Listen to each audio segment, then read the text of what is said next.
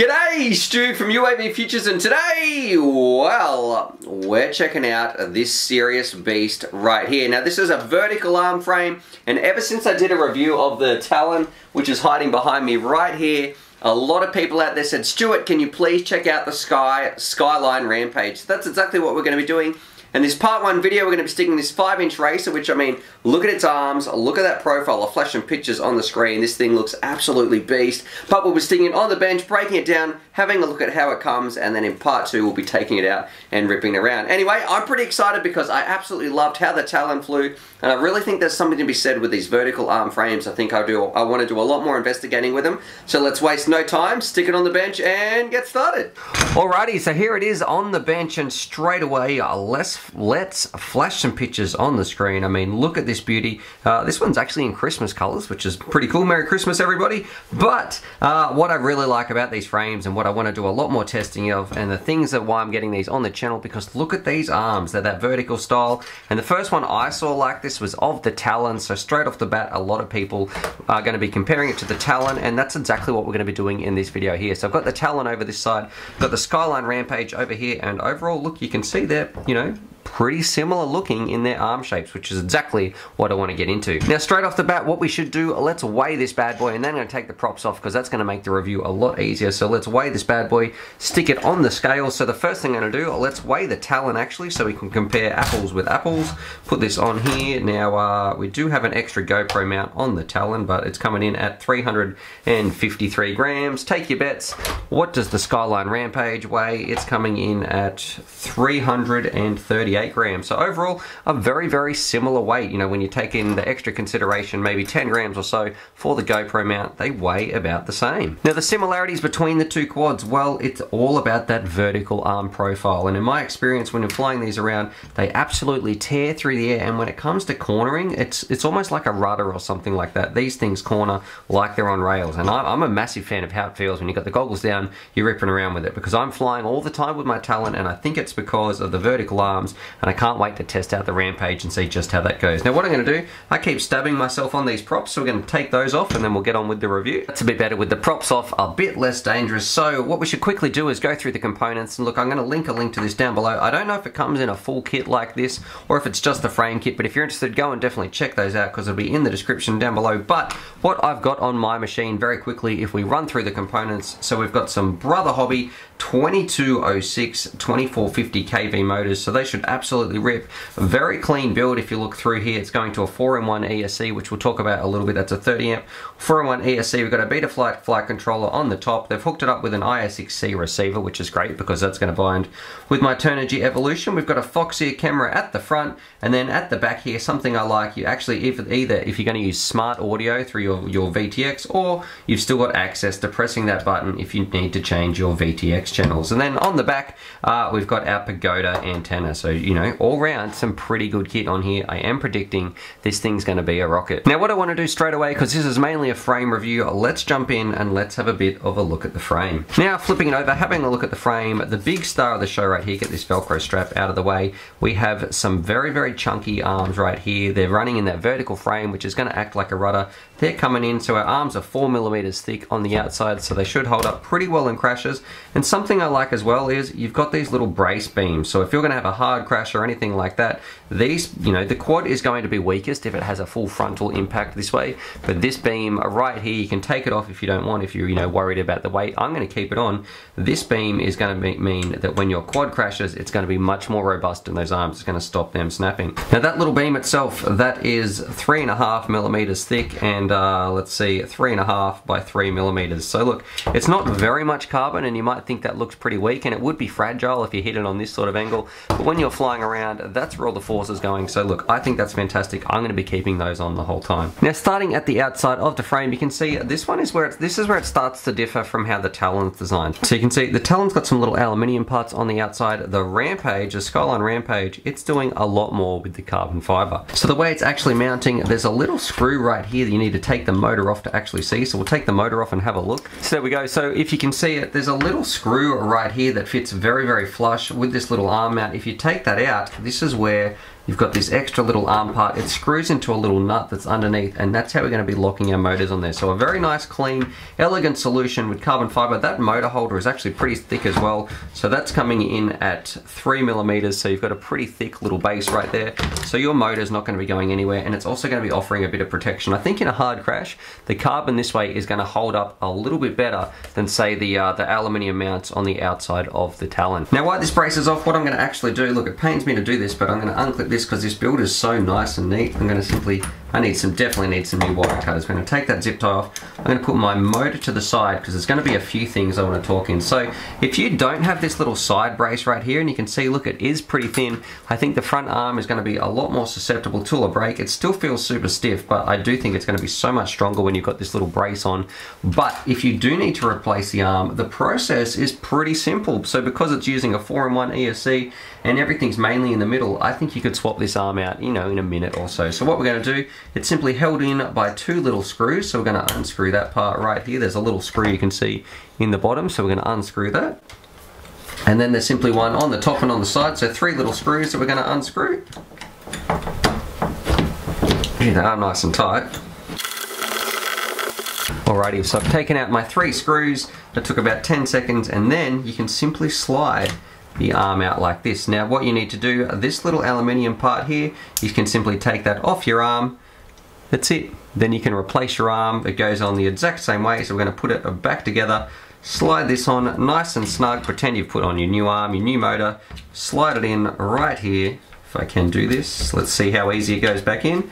That's it. Put your screws back in. That's how long it would take to change the arm. So a very, very quick process, and I love how simple that is because, you know, that's a big deal. If you're out at the races and your race is about to come up and you've just had a crash and need to replace your arm, it's nice to know that you can do it so easily. Or even if you're just at home on the bench, some of those frames that are super fiddly really, really bug me. I love it when it's got a nice, elegant solution for changing an arm out. So I'm going to put my motor back on now, and then there's some other things I want to talk about on the underside of the frame. Okie dokie, so I put my motor back on. You can see I have left this screw out because we're going to be taking off this little base plate right here because there's some cool stuff under here that I want to talk about. But before I do that, the guys over there at Skyline said, Stuart, check out this little sort of sticky pad right here. And I didn't believe them, but this part's actually pretty crazy. It is a super sticky pad. It doesn't seem like it, but all you've got to do is wipe it with a little damp cloth, and then check this out. Give it a wipe. And then I've got a little battery, so we'll see how it goes. I'm going to dry it off. And then, look, it could just be me, but I thought this was actually pretty sticky. So I'm going to put this little battery on right here. You know, obviously you're going to fly with a bigger one. This is a 5S1 from Rotor X. But check this out. So that's not held on by a Velcro or anything like that. Are you serious? Like, I look, obviously you'd still use the Velcro strap, but for a little sticky pad, that's not bad. Holding a battery in like that, I was expecting it to fall off, but being able to go past, look, hang on. I was pretty impressed. So yeah, I've got to agree with the guys. That definitely is a sticky pad. I'm not sure exactly what they're using, but I'm pretty impressed. Anyway, on with the build and the rest of the frame. So what we're going to do, let's take off these 4 screws here. We're going to pop off this base plate because then I want to show you a really cool design little feature that I like about the Skyline Rampage.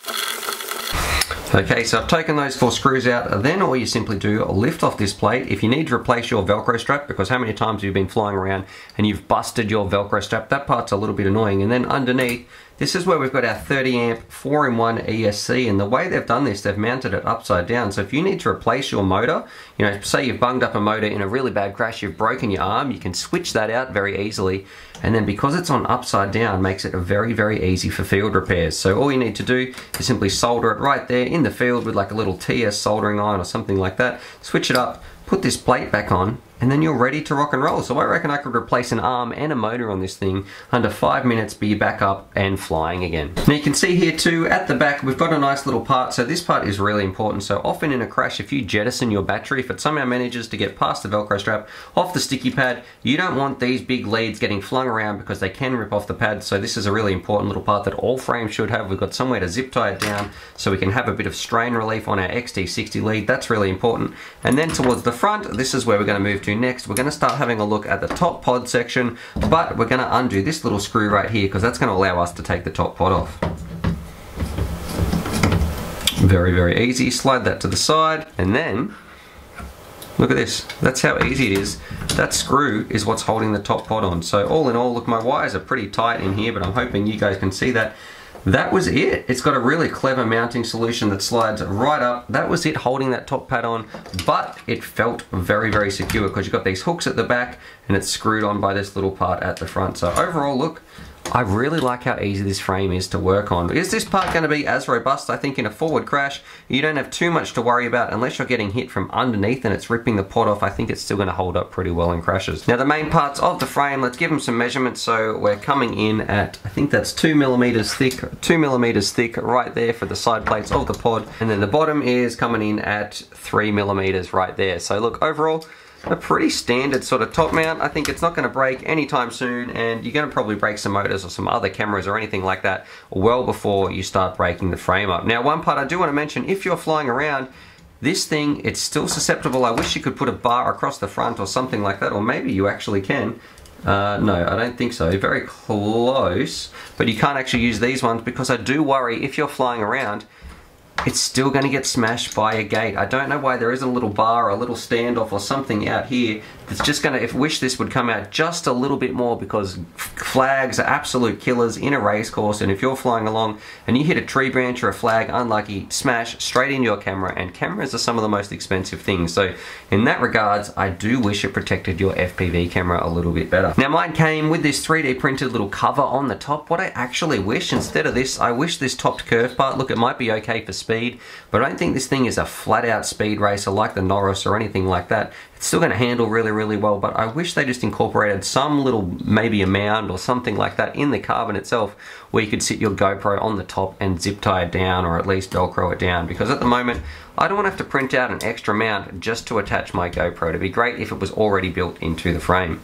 Now of course, like I mentioned before, I do like this bit at the back, so I mentioned this at the start, but how you do have easy access to your VTX, and I love the VTX they're using because you can see exactly what band and channel you're on at the same time, and if you need to change it, you know, a few presses of the buttons, you're ready to rock and roll, you're off to the races. Everything about this quad, it seems to be really, really simple to either repair, get set up, and just get back in the air and get flying. Alrighty, so the props are back on, and look, overall, I thought this was going to be a pretty complex race when I had a look at it, but when I've taken it apart and we've had it on the bench, these parts are actually really, really simple. Very, very elegant solutions on how to put everything together. It's going to be super quick to replace a motor. You know, you can solder it in, just simply take these pads off, right, take this plate off, you can solder in a new motor. Replacing an arm is going to take seconds, but look, it's not all perfect. There is some things I would like to change, and number one, look, I would like a little bit of a GoPro mount built into this top plate. I don't think it'd be too hard if you just had some of the carbon coming up a little bit more, and then you could natively mount your GoPro on here, and you didn't need a special 3D printed mount. You could just wrap a Velcro strap around it.